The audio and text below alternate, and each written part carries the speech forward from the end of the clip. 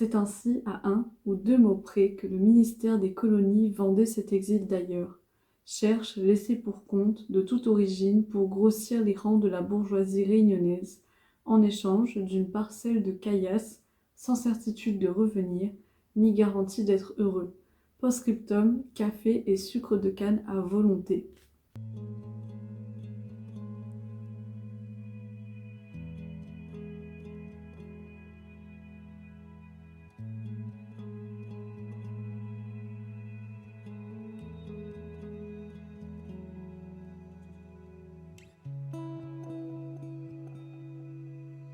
Bonjour à tous et bienvenue sur Audrey's Book Club, le podcast. On se retrouve pour un nouvel épisode. Pour ce mois de novembre, j'ai voulu travailler sur le thème des mémoires. J'ai évoqué dans ma vidéo précédente que c'est un thème qui était assez difficile pour moi de parler par rapport à mon rapport à la tristesse. Je vous invite à voir l'épisode 1 là-dessus. Mais quand même, on est là pour un épisode 2 et je me rends compte que je parle souvent de mémoire sur l'Asie, mémoire sur plein d'autres pays, et que je mets pas forcément l'accent sur là d'où je viens. Alors que là aussi, il y a des choses à dire. Pour ce deuxième épisode, je vais présenter un livre qui traite de mon île, l'île de la Réunion. Je vais vous parler un petit peu de l'histoire de la Réunion et vous donner une problématique qui m'a un peu titillée lorsque j'ai commencé ma lecture. Le livre que je vais présenter aujourd'hui, c'est celui-ci, Le fruit le plus rare ou La vie d'Edmond Albius de Gaël Bellem. Je vais expliquer maintenant la thématique du livre et ensuite on va aller, comme d'habitude, sur ce que j'ai aimé, sur ce que j'ai retenu de ces lectures et pourquoi je vous conseille cette lecture. Et comme je l'ai fait comprendre, j'ai eu une petite question qui était là, dans le coin de ma tête, et j'ai envie d'en parler dans cette vidéo aujourd'hui parce qu'elle fait le lien avec le thème qu'on va aborder dans ce livre. Ce livre a été écrit par Gaël Bellem, donc c'est une autrice réunionnaise. Elle est originaire de Saint-Benoît, elle a fait des grandes études en métropole. Elle est professeure d'histoire géo et elle a écrit déjà un autre roman avec celui-là, avant celui-là. Mais celui-là a beaucoup touché, il a eu d'ailleurs le prix du roman métis étudiant de 2025. Et ce livre retrace la vie d'Edmond Albius. Donc Edmond Albius, c'est un esclave réunionnais qui a découvert la fécondation de la vanille. Je vais revenir un petit peu sur cette histoire, etc. Mais je pense que ce sera pas non plus en détail parce que je vous laisse quand même découvrir le livre. Pour ceux qui ne connaissent pas l'histoire de la Réunion et qui ont envie d'en apprendre plus, je pense que ce livre il est fait pour vous. Pour tous les Réunionnais qui regardent cette vidéo, je pense que je vais vous épargner une énième histoire sur Edmond Albius. Je pense que vous le connaissez maintenant. Donc on va tout de suite passer à ma problématique et voilà, je vais un peu mêler tout ça. Enfin bref, restez, je vous jure ça va être bien. Déjà, pour arriver à ma problématique, en fait, il faut juste que je vous explique pourquoi j'ai longtemps douté avant d'acheter ce livre. Je suis réunionnaise, là je l'ai dit déjà 3 fois dans cette vidéo, mais je pense que ça compense pour toutes les fois où je le mentionne pas forcément. Et on a déjà eu quelques auteurs réunionnais avec qui j'ai pu échanger sur le podcast, et donc vous savez que c'est quand même une partie qui est très importante pour moi. Mais le truc, c'est que comme ce livre traite d'une partie de mon histoire, de ma culture, de mon héritage personnel, c'est vrai que c'était un peu délicat de traiter de ce thème-là, parce que là, on est dans de la fiction.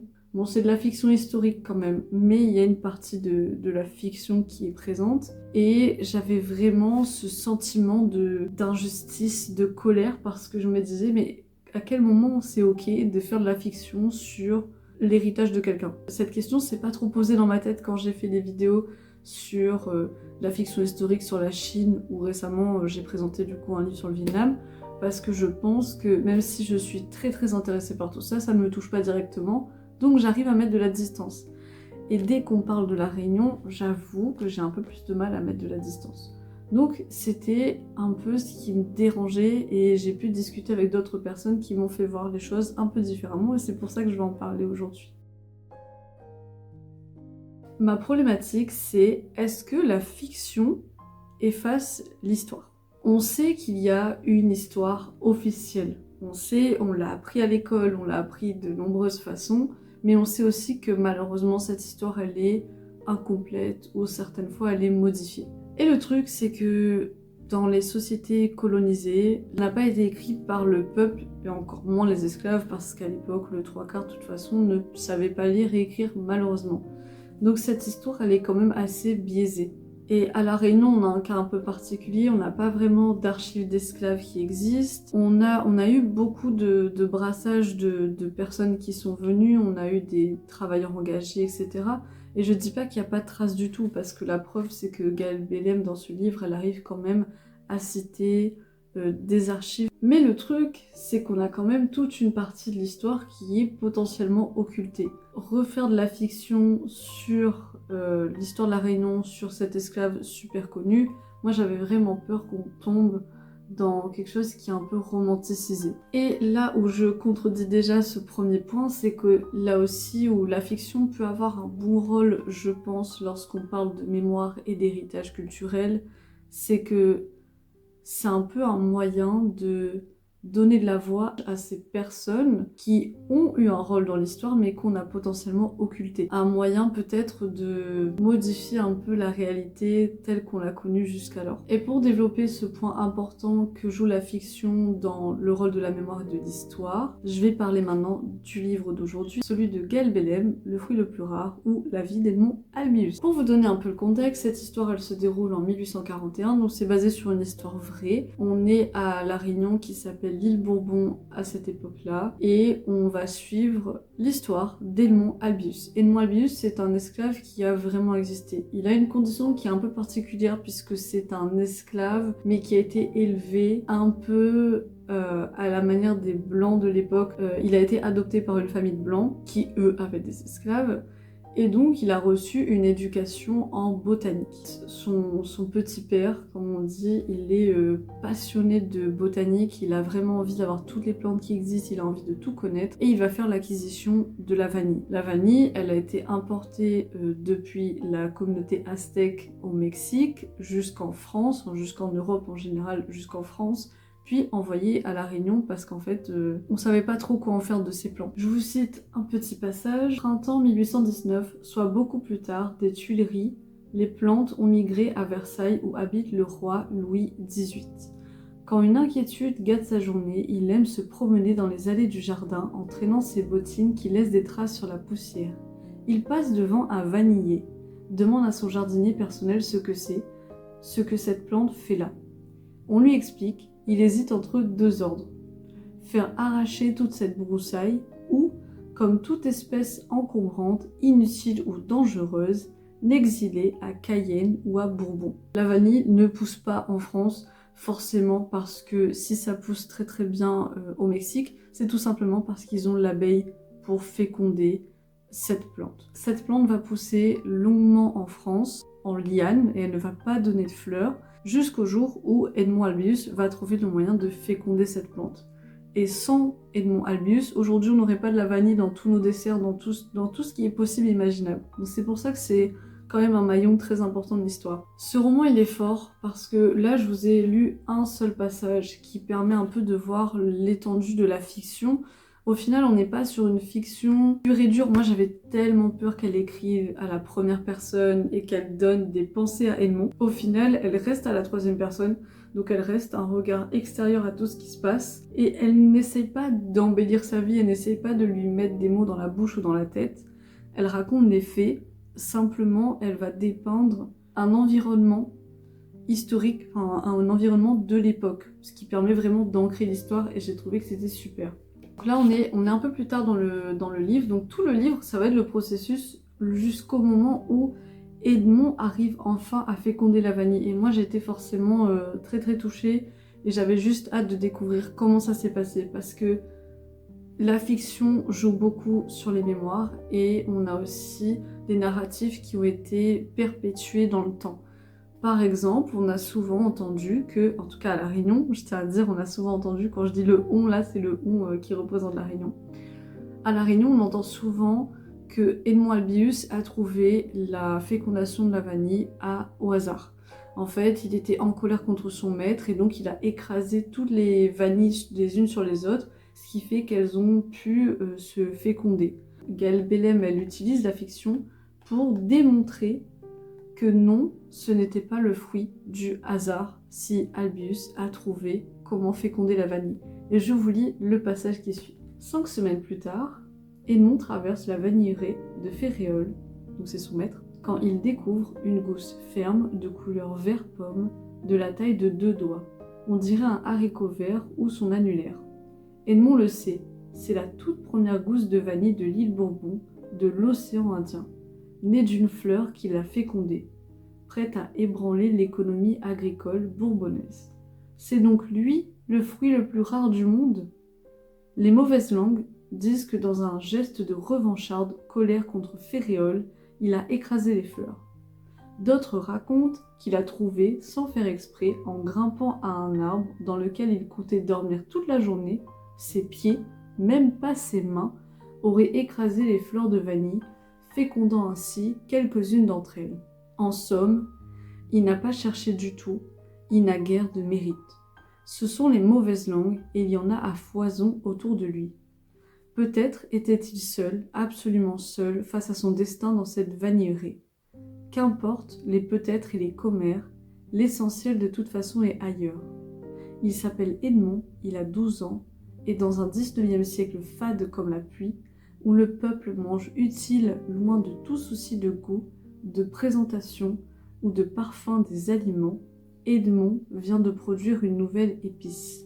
Cette citation, pour moi, elle est très puissante parce que c'est là où la fiction fait un travail incroyable. Moi, j'ai grandi en apprenant que Edmond Albius avait fait les choses un peu par hasard. Souvent, on va nous dire non, mais on sait pas trop quelle était sa vraie intention, si c'est vraiment lui qui l'a découverte. Et là, Gaëlle Bellem, en utilisant ce livre, qui, comme je vous l'ai expliqué, n'est pas vraiment de la fiction pure, puisque c'est vraiment le contexte historique qu'elle a un peu remis en fiction pour qu'on puisse s'investir dans l'histoire, elle replace les points sur les i en disant non, Edmond Albius a bien trouvé comment féconder la vanille. Et peut-être que pour vous qui regardez cette vidéo, ça a l'air insignifiant et vous vous dites mais en vrai on s'en fout, mais pour des gens comme moi, et je pense que ça peut toucher beaucoup de gens dans les dom-toms ou même ailleurs, de savoir que votre histoire, elle n'a pas été écrite par vous-même, par vos ancêtres, elle a été écrite par d'autres personnes, et qu'une personne qui a la même histoire que vous arrive à redonner de l'importance à un événement aussi important que la découverte de la vanille, à une personne qui a été soumise par les conditions sociales déplorables, il était esclave, ça redonne une certaine puissance en notre héritage, une certaine confiance en notre héritage, et ça permet, je trouve, de légitimer la place des Réunionnais dans l'histoire. Parce que, encore une fois, peut-être que ça a l'air insignifiant, mais le 3/4 du temps, on n'est même pas représenté sur des cartes. Le 3/4 du temps, les gens ne savent même pas où est la Réunion. Nous, par contre, Réunionnais, on connaît toute l'histoire de la France de A à Z parce qu'on nous l'a appris depuis notre plus jeune âge. Ce genre de récit permet de donner de la lumière à notre histoire et qu'on n'est pas juste des personnes qui ont subi l'histoire, on a aussi fait des choses. Ce que Gaëlle Bellem fait dans ce livre, c'est qu'elle transforme la fiction en un réel outil de mémoire. Elle montre un peu ce que les archives n'ont jamais écrit. Elle montre la vie de ces personnes qui ont quand même changé le cours de l'économie. Je vais prendre une autre citation pour montrer les hiérarchies coloniales, même si je pense que vous vous en doutez bien. Hein. On est un petit peu plus tard. Edmond va faire découvrir à son maître qu'il a réussi à féconder la vanille, et voici l'interaction qu'il y a entre les deux. Il dit « C'est moi, monsieur, mais jure, Féréole n'écoute rien. » Il dit « Le secret de cette orchidée que ni les botanistes locaux ni ceux du Muséum d'histoire naturelle de Paris n'ont percé aurait été levé par un petit noir. L'exploit qu'un Belge a réalisé une fois sans même réussir à le répéter, sans même qu'il parvienne à l'imiter, une chance sur 100 pour que ça marche,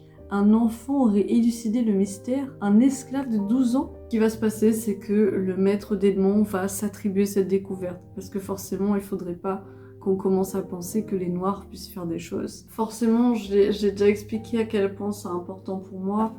Il y a tellement de choses qui font que ce genre de livres, j'ai envie de les garder au plus près de mon cœur et de les faire lire à tout le monde.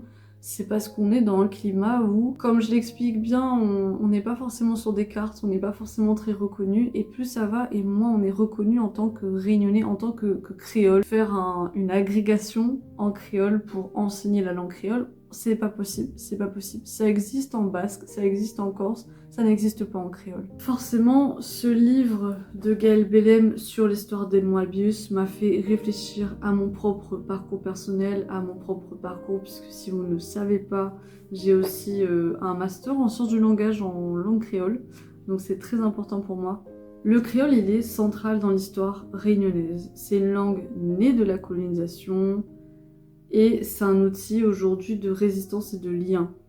Elle a longtemps, et elle est toujours considérée comme pas une vraie langue, et elle a été interdite à l'école pendant des décennies. Moi, par exemple, je fais partie de cette génération d'enfants qui ne parlaient pas créole à l'école. Ce qui fait qu'aujourd'hui, quand je parle créole, j'ai l'impression de parler une autre langue, genre l'anglais ou quelque chose comme ça, parce qu'il y a eu une déconnexion. Il y a un sentiment d'insécurité linguistique. La fiction peut être vue comme un refuge, comme un outil de réparation. Et comme je l'explique, c'est que pour moi la fiction elle est super importante parce qu'elle permet aussi de légitimer des langues. Et dans ce livre, Gaël Bellem, elle fait beaucoup d'inserts en créole. Déjà, elle fait des inserts sur l'écosystème réunionnais, elle fait des inserts sur les plantes, sur les animaux qu'on trouve à La Réunion, sur les plats qu'on mange. Elle fait des inserts de phrases en créole et elle ne les traduit pas toutes. Et ça, j'avoue que j'apprécie. J'apprécie beaucoup. J'apprécie le fait de voir du créole dans un livre. C'est un peu déroutant au début, mais j'aime beaucoup. Et pour moi, donc, ce livre de Gaël Bellem participe à la reconnaissance symbolique de la culture créole et de la langue créole. En fait, il y a une espèce de dualité quand vous habitez dans les dom-toms, et peut-être pour plein d'autres peuples aussi, j'imagine que c'est ce qu'ont ressenti les natives, etc. C'est qu'on a cette dualité où on nous dit non, vous êtes, dans mon cas, on est français, vous êtes française, voilà, vous avez un passeport français, vous faites partie de la France. Sauf que quand vous êtes chez vous, vous voyez très bien que la topographie de l'environnement n'est pas le même.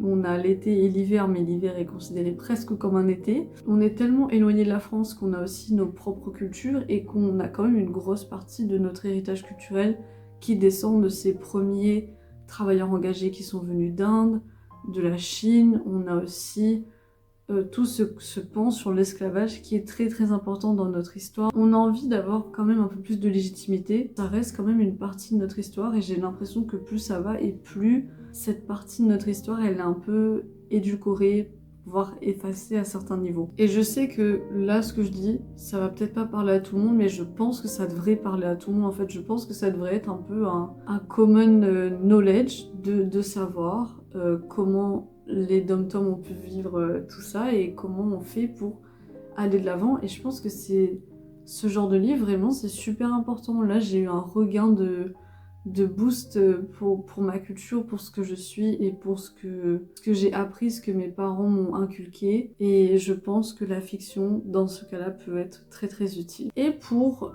faire une dernière partie, parce que franchement, j'y ai beaucoup réfléchi depuis que j'ai lu ce livre, il y a certaines personnes qui ont écrit l'histoire et d'autres ont subi cette histoire. Et j'ai décidé de faire un petit recap d'exemples qui, à mon sens, sont un peu problématiques et qui participent à donner cette connotation de l'histoire qui n'est pas forcément véridique. Et c'est la raison pour laquelle il faut faire très attention à ce que vous consommez, ce que vous lisez, de toujours remettre en perspective aussi ce que vous lisez en général. Tous ces exemples sont en lien avec le thème qu'on a dans le livre de Gaël Bellem, c'est-à-dire le colonialisme et l'esclavage. Mon premier exemple, c'est un film qui est une fiction et qui documente l'histoire, et c'est le film 12 Years a Slave. C'est quand même basé sur une autobiographie authentique, je pense que c'est assez réaliste, mais c'est limité parce que ça montre qu'une partie de l'histoire. En fait, je trouve que le film 12 Years a Slave, il va invisibiliser beaucoup la majorité des esclaves dont la voix n'a jamais été écrite, parce que là en fait on va se baser sur l'histoire d'un seul esclave, mais c'est quand même déjà ça. À l'inverse, là je prends un exemple vraiment à l'opposé, le truc à ne pas faire, Django Unchained, donc de film de Tarantino, donc là déjà on est vraiment très très loin du premier. C'est une espèce de violence stylisée, on est sur un film de vengeance cathartique, une sorte d'expression de la colère collective, mais ça raconte aussi une version presque quasi fantasmée de l'esclavage. Donc ça transmet pas vraiment l'histoire, ça transmet vraiment une sorte d'émotion, mais en même temps c'est pas forcément dans le bon sens du terme. Je pense que entre les deux, 12 Years a Slave a fait un meilleur travail. Et donc là on est vraiment sur des trucs où on utilise plus la fiction pour divertir. Et ça c'est pas terrible. Ensuite on a de la fiction qui renforce des stéréotypes historiques. Je tiens à dire que j'ai apprécié ce livre. Je suis pas du tout en train de dénigrer cette lecture, mais je pense qu'il y a des choses qui pourraient être améliorées, mais il faut aussi remettre dans le contexte de quand est-ce que c'est sorti. Et là, je parle du livre La case de l'oncle Tom. Ce livre, il est quand même très très bien parce que c'est un livre abolitionniste. On a aussi beaucoup de choses qui sont faites, mais on va pas se mentir, il est quand même légèrement raciste. Il a diffusé quand même beaucoup de caricatures qui vont perpétuer sur la communauté noire aux États-Unis. Et là, je pense que cet exemple, il est intéressant pour parler du fait que c'est une fiction, donc il y a quand même un effort qui est là, mais que ça peut effacer aussi la complexité d'un peuple. Et le dernier exemple, le dernier, là peut-être que vous allez dire, mais elle part vraiment très loin, mais qu'est-ce qui lui arrive? Je sais pas ce qui se passe, avant j'écoutais ce podcast, c'était tranquille, et maintenant elle part dans des trucs. Eh bien écoutez, restez avec moi, parce que je trouve que c'est très pertinent.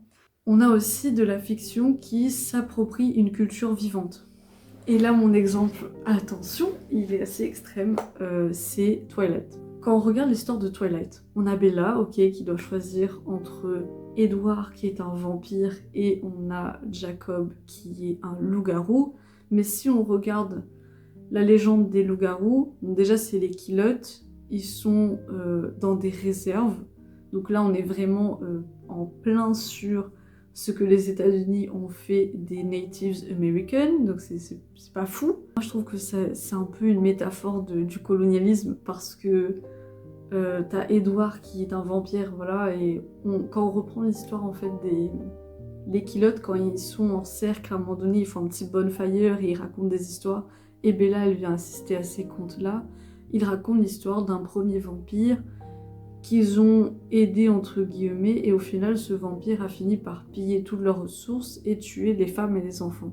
En fait, ce que je trouve problématique avec Twilight, c'est vraiment de réduire un peu les Natives Americans encore à pas grand chose. Après, on a bien sûr plein d'autres exemples que je vais épargner pour l'instant, mais on a Pocahontas, qui romanticise la colonisation, mais plus. Et moi, j'ai adoré ce film quand j'étais enfant, et j'avoue qu'en le regardant aujourd'hui, on se dit un peu genre, c'est un peu limite.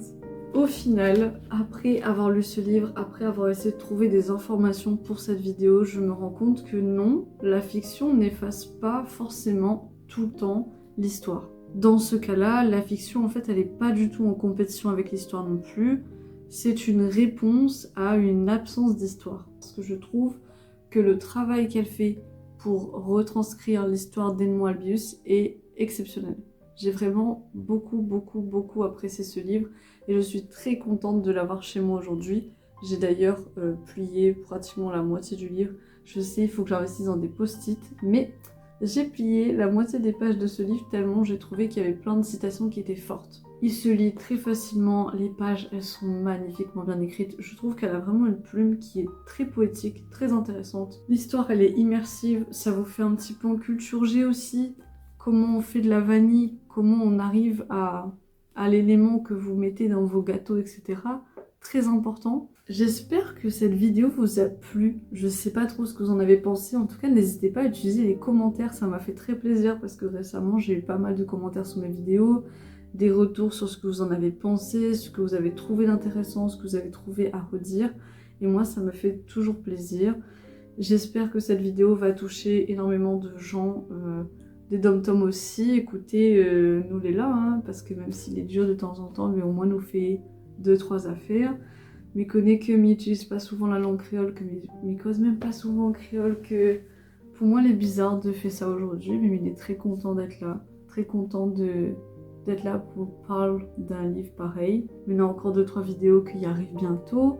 Donc n'hésite pas et Midi Azote, à très bientôt.